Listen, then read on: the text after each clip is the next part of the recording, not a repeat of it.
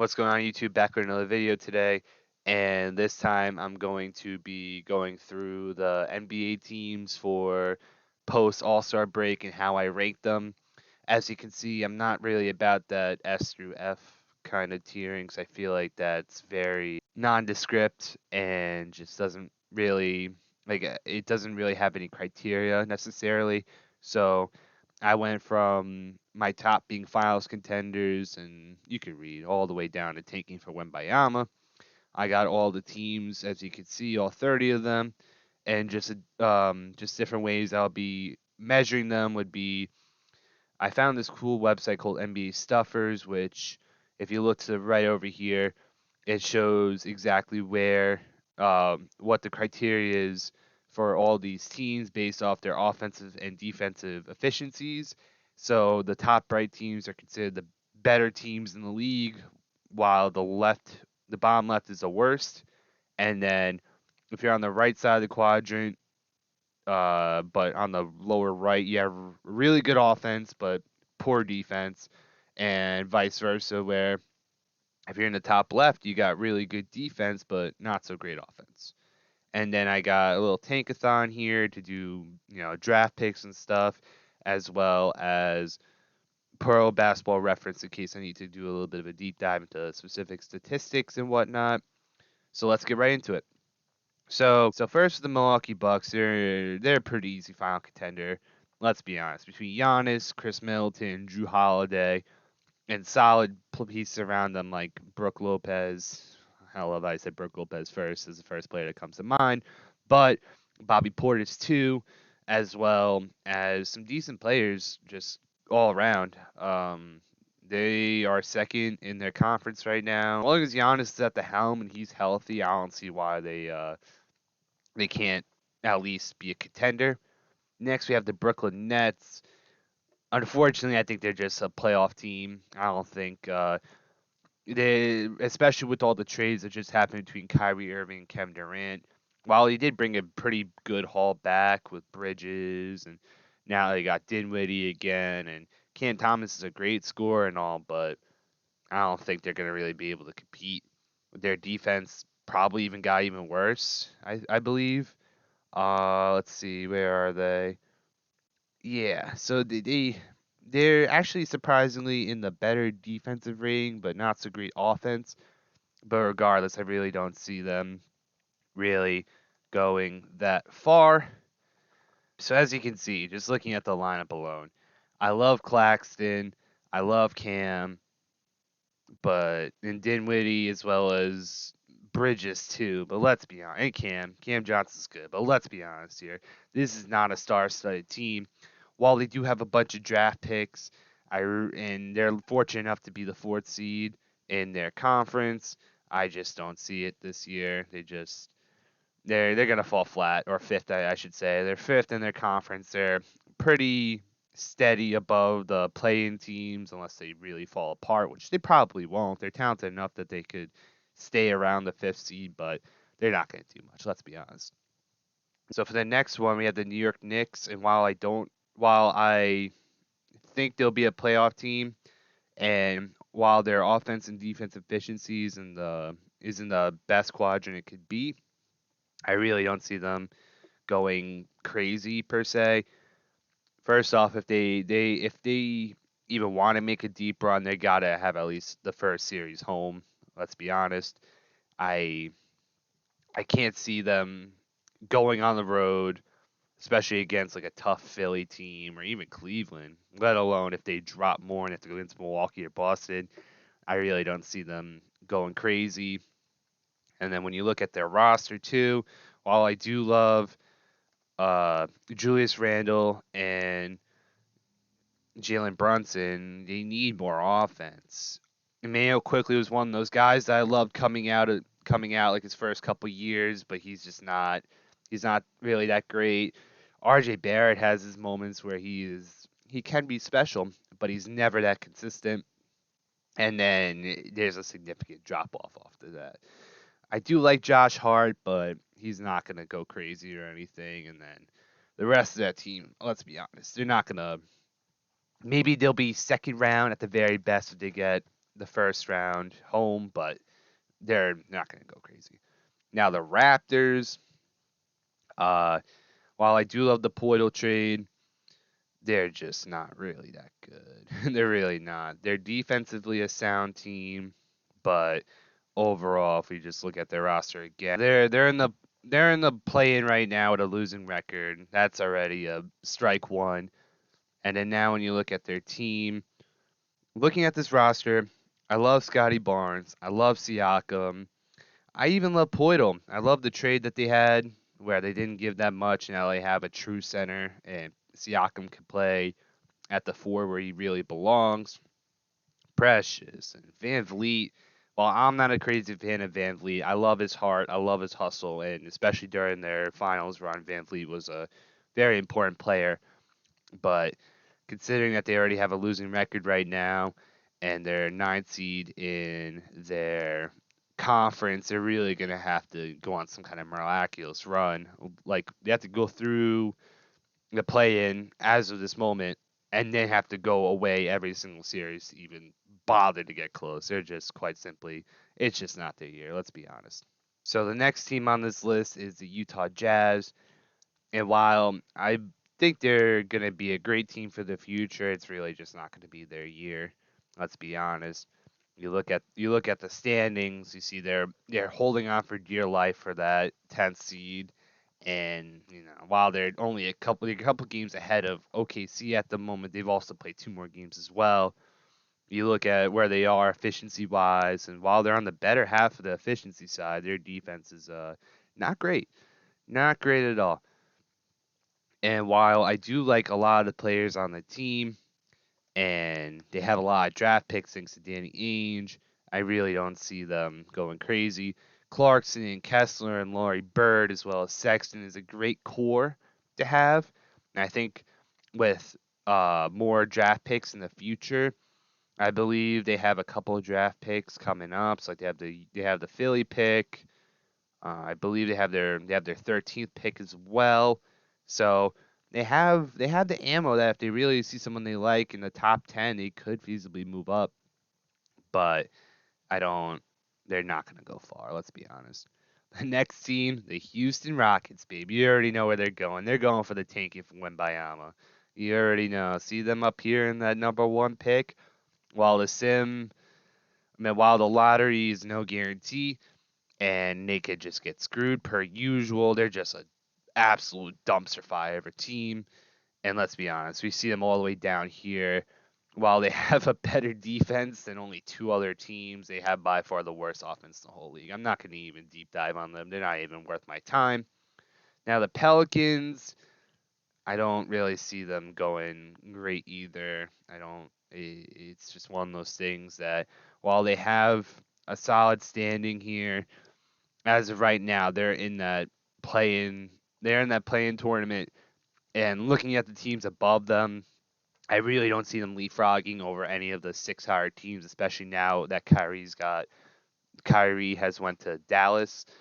So honestly, it's just not their year for them. It really isn't. Maybe they'll be a playoff team at the very best, but I don't see it. The Lakers, I know they're not their year team. I want to put them in their own special tier because I hate the Lakers, but they're one of those teams too that they have no first round draft pick this upcoming year. LeBron James is getting older. Anthony Davis, while he's playing great too, he's not the answer. Again, great skill guy. Great to have when you're in a crunch and you need someone to score or play defense. He's great. But until he plays consistently healthy, I should say, I just don't. There's just no chance, and especially with the way they started off the season, they're not like they're so low in those standings, and I can't even put them in the tank of Wembayama because they're so far. Not only are they so far ahead of the Spurs, even if they had the first round pick, they wouldn't be that high. Like they're at the eighth, but the Pelicans already have it. So again, it's just not their year. The Bulls are another not their year team. I love DeRozan. I love some like Zach Levine's another fun player as well. They're another one of those great defensive teams, definitely up there in the top 10 in efficiency. But while Chicago has high defense efficiency, their offense is enough, and they can't just solely rely on DeMar DeRozan when the rest of their team is just not holding their weight. Pretty much, they're just not pulling their weight. Simple as that. Vucevic is also great too. I like Patrick Williams. Levine's great too. But then you're just looking through and you're just like, this is just simply not enough. If Lonzo Ball could walk or run or do anything, maybe they could have made some kind of push for a playoff spot, but they simply don't have enough. And especially with DeRozan getting up there in age and not consistently playing, they can't. They need more. Plain and simple. They just simply need more. The Timberwolves, they're another not their year team. Wow, there's a lot of crap teams. Similar story with the Timberwolves where they have some solid pieces, but plain and simple, they don't have enough either. They're another good defensive efficiency team. Not really. They're in this pack, like in the middle of the pack, but on the higher end, and their offense is just dog water. Simple as that. When you look at their team, like off the top of my head, I hate Gobert. Let's be honest, like everybody hates Gobert. Look at this team again. You have Ant-Man. You got Karl-Anthony Towns. When he's healthy, he's not only a big dude, but he could just shoot the lights out when he's on. And then you just look at the rest of this team, and I just don't see it. How can you compete with this team?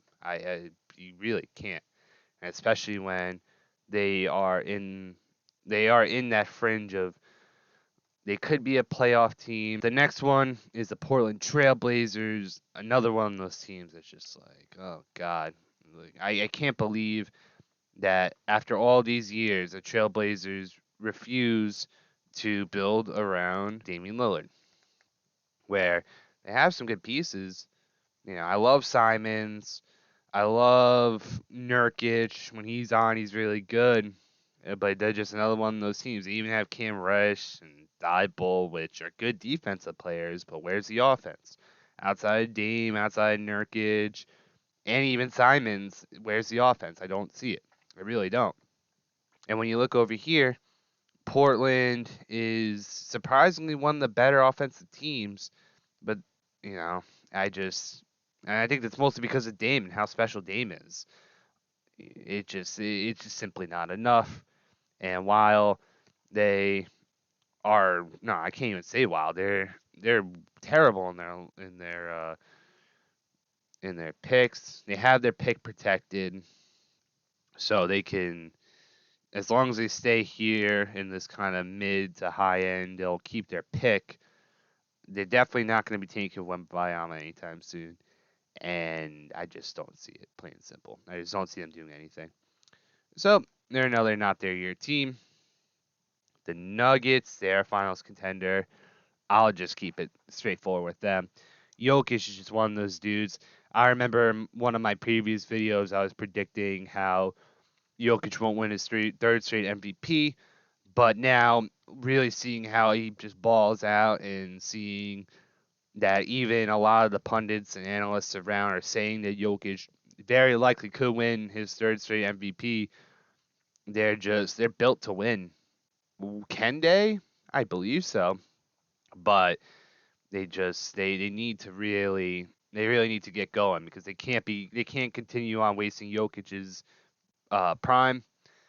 And overall, I with Jamal Murray and Michael Porter Jr.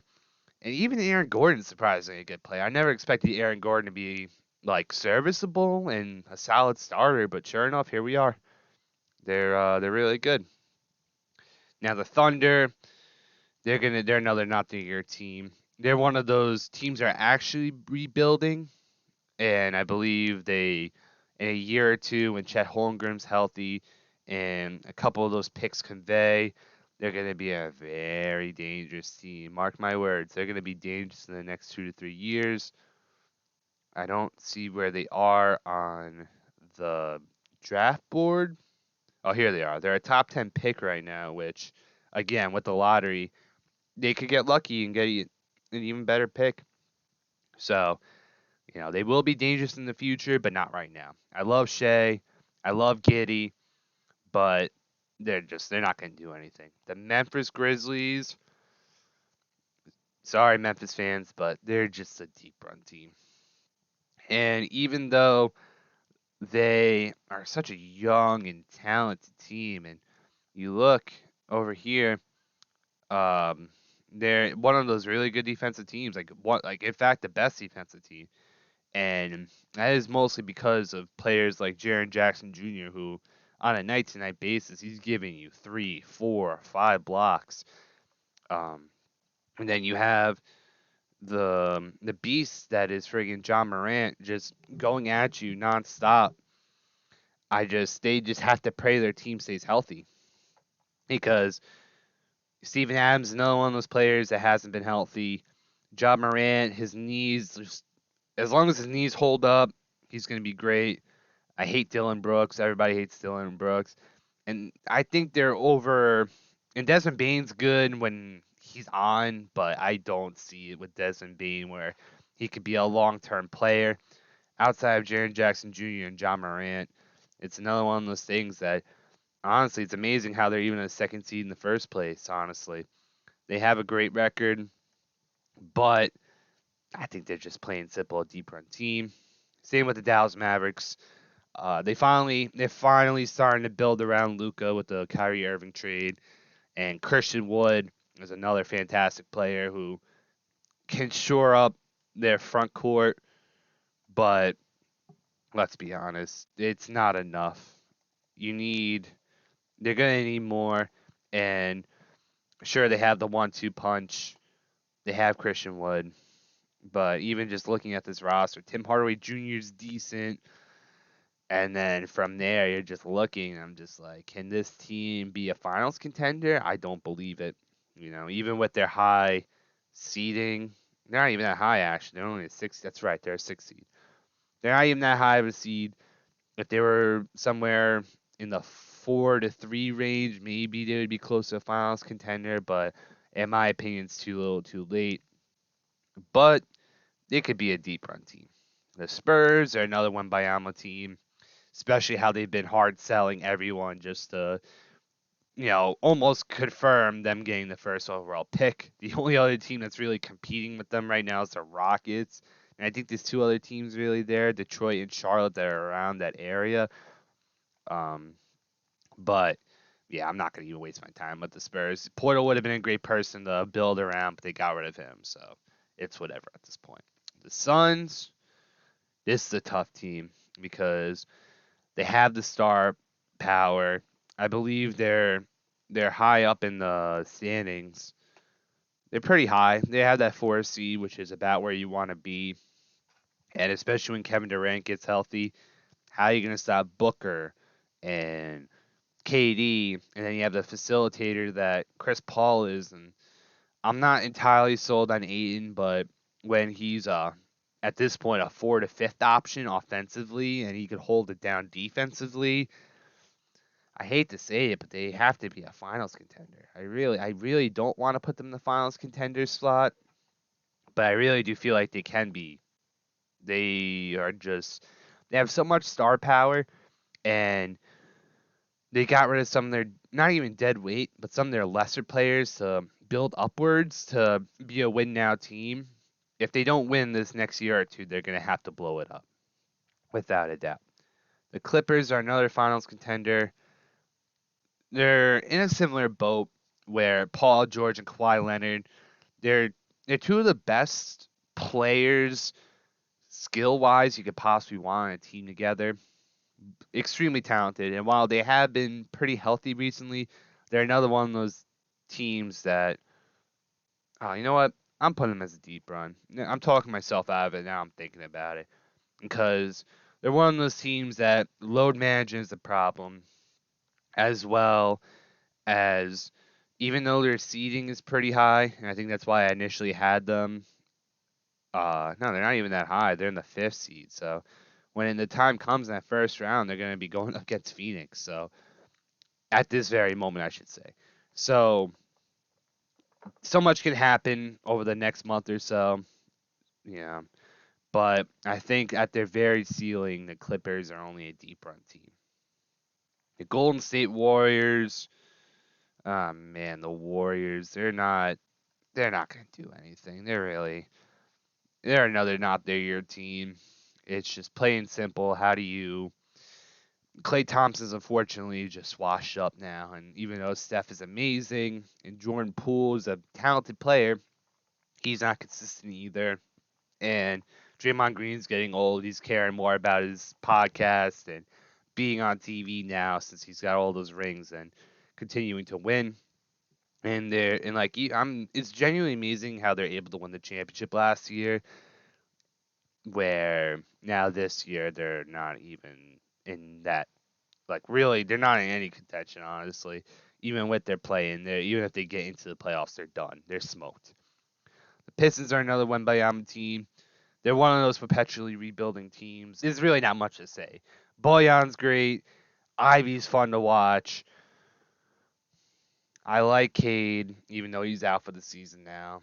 They traded Sadiq Bey for a bunch of second round picks. So if that isn't indicated they're not trying to compete, they're just trying to save money. Maybe hope that when Bayama comes in, they're done. Now Sacramento Kings. I think they're a deep run team as well. Uh, do I think they could potentially make the finals? Maybe. But I think there's going to be a lot of bounces that have to go their way. Sacramento, they're just so close to being on that good side. Unfortunately, their defense is just not enough.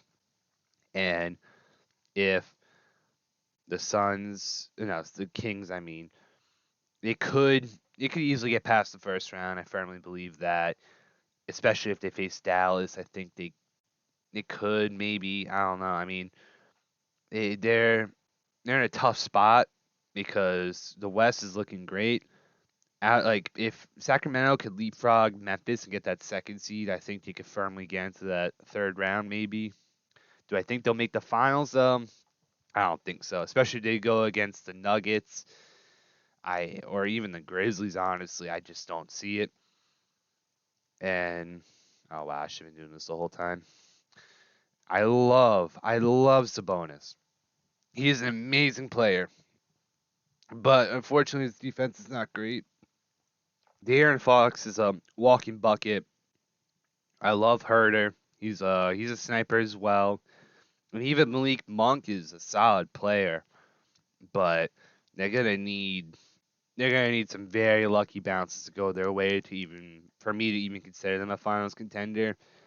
I do think they could be a deep run team, but I just don't see it. Now the Cavaliers. This is a tough one where I don't know exactly where to put them. My heart, my heart wants to say they're a finals contender. They're right on that fringe spot where they'll get the first spot. They'll get a first series home, but they're gonna have to go through Philly, Milwaukee, and Boston to even make the finals. I just don't see it. I do see them being a deep run though, 100%. They got so many great players on that team. Donovan Mitchell leading the way. You got Mobley in that front court. Jared Allen and Evan Mobley being your 4 and 5. And then Okoro's a solid player. I think Okoro is a sneaky good player. He's still super young and very talented as well. Levert and friggin' Donovan Mitchell too. It's just they're starting 5, 6. They're like 5, 6 deep, maybe with 7. But then you really look at the spots around them. It's like they're gonna have to run a lot of 7, 8, maybe even 9, depending on their matchup rotations, and that could really tire out a team if injuries become a problem towards the end of the season, and depending where things shake. I don't see them making the finals this year. Now the Celtics, here comes my bias, but it's not really bias. Let's be honest. Let's all be honest here. Even if you're a Boston hater, you know Boston's a finals contender. They're by far the most top in both offense and defense efficiency. Tatum, Brown, Robert Williams and Smart. I could go on and on. I know the most about Boston because obviously I'm a fan. I'm not going to wax poetically much more, but there's no team deeper than the Celtics. They have snipers everywhere, and their defense obviously is great because even if Smart is hurt, you still got Derek White and Brogdon off the bench. Holy mackerel! I knew Brogdon was gonna be good, but I didn't expect him to be that good. He's in this perfect spot where I was afraid of his injuries coming into the season, but he's playing the perfect amount of minutes where injuries are not as much of a factor, and the Celtics can't afford to not have him be a starter. Some of these less fortunate teams, if they had Brogdon, they would have to force him to be a starter, and Brogdon wouldn't be nearly as effective as being on Boston. The 76ers are another finals contender. Uh, I mean, Joel Embiid, James Harden, Axie, that's a great three right there. While Harden's on his last legs, I feel he's really coming to his own where his basketball IQ is immense. For his prime, I kind of just looked at him as a pure scorer and not much else, but now he's showing that he can pass the ball, he can do so much more, and he doesn't need to score anymore. Or he could score when he's open or when he feels like he could get a shot going. But with Maxi, and he got Embiid, and then he even got so many more players. I know I'm forgetting names too. It's so hard remembering everybody on all the teams. But even when you look at Tobias Harris, I'm not a crazy fan of, but he with a lesser role, he can be effective. PJ Tucker, I'll forever have respect for PJ Tucker, where back in his Rockets years, he used to play center as a 6'5" guy. So he has that grit, but he's old. Harrell, he's older, but he still has some gas left in the tank too. And they honestly have some good pieces. I mean, nothing crazy, but they definitely have enough that, especially if Joel Embiid's healthy and dominating like how he can, I think they could be a finals contender. The Hornets, they're another Wembayama team. They're like that last team that I can really consider a Wembayama team because it's kind of pathetic how there's a 7-win difference between the Magic and the Hornets. I mean, it's just one of those things. It's like, how can you be this bad? Overall, the Hornets, while they're very talented and have some great pieces around, I just don't. They're nothing more than a Wembayama team. I'm not gonna even waste my time with them. The Wizards. What can I say about the Wizards, man? They have some good pieces. They're another one of those teams where they have good pieces, but they're just not gonna. They're just not. They're just not. Like, what are you gonna? What can you do with this team? Bradley Beal's a great scorer, but that's all he can do. Then you look at Kristaps, and he's 7'3", but he just. I don't want to call him a pussy, but the fact that he doesn't bang down low, it's tough. Sure, he could snipe the ball he could just shoot over anyone, and he knocks down a lot of his threes. The day before this recording, Kristaps, from what I remember, went 5 for 5 to start, 5 for 5 from three to start the game. But I just I don't see it. And Kyle Kuzma, he's another really good player, and behind Bradley Beal, he can kind of work better where Beal's like that main focal point on the team. But they're just another one of those teams. How can I even put them as like a playoff team when I don't even expect them to even make the playoffs? They have to fight through everyone to even get there. The Magic, they're another not their year team. I don't even care about the Magic. They're another waste of space team in the NBA. Surprisingly, they're more respectable than the Hornets because at least they're trying and they have some good pieces, but I'm not even gonna talk about them much. The Heat, yeah, the Heat's a playoff team. I'll give them a playoff team. They are a team that's especially old, like aging compared to most other teams. Jimmy Butler is a star of their team. He's just getting up there in age. He's injured consistently. I don't see them really. I just don't see it. Bam Adebayo is a great player. I love Bam. He should be one of those pieces that they will be building around. But Hero's not that great. Strus is just they have shooters, but especially with that Duncan Robinson contract that they gave him recently, where they just gave him a crap ton of money because of a great playoff run, they're kind of screwed here because Oladipo and Kevin Love are, good players, but they're not the same as what they used to be, especially with injuries. And Kyle Lowry's another one of those players. I kind of forgot about him because he's not one of those players, especially with Jimmy Butler. It's like he needs his rest because he's an older player. Injuries are a big factor, and at this point, you can't expect them to even go deep. They'll be a one and done. They'll get into the first round, they'll be out. The Hawks are in that same space too, where they're also a playoff team, but they're not going to go far. Let's be honest. Um, with the Hawks, I love the Sadiq Bey trade that I talked a little bit about earlier, but my main problem with the Hawks is Trae Young. And while that sounds crazy when you look at his stats and you see like, oh, he scores all the time. He gets so many assists consistently. How can you not like Trae Young? Well, I actually have two problems. First off, he's just a liability on defense. And it's crazy to think that a 6'1 guy is a liability on defense because when you look at the averages of people in the world, 6'1 is considered pretty tall. But when you're that short in NBA standards, and not only do you need the ball all the time and you're practically you can't do anything off ball, it really screws DeJounte Murray. Because, yes, you want DeJounte Murray for the defense, since that's what they got him for. But, I'm pretty sure, if I remember correctly, when he was on the Spurs, he was doing really good. Even though he's averaging 20 points a game this season, they need to they need to share the ball better. Because DeJounte Murray, when he is on it, he's on it, man. He's such a great player that can just that like he should be just doing so much better. Like he shouldn't just be a 20.6 assist player. He has the potential to be 25 points a game, near 10 assists.